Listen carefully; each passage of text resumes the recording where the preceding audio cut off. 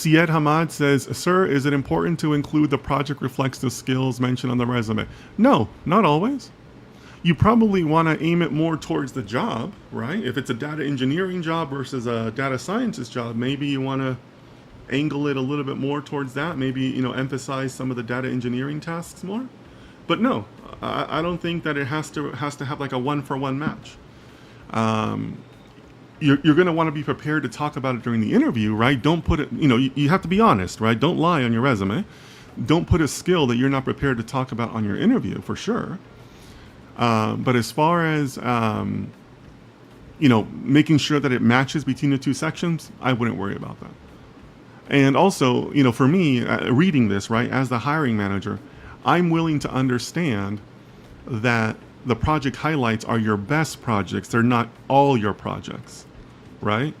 So I'm willing to understand that you're giving me like your highlights, your top 2, your top 3, your top 4. So I'm not expecting that everything would be mentioned in there. Okay? So I hope that helps you, Syed.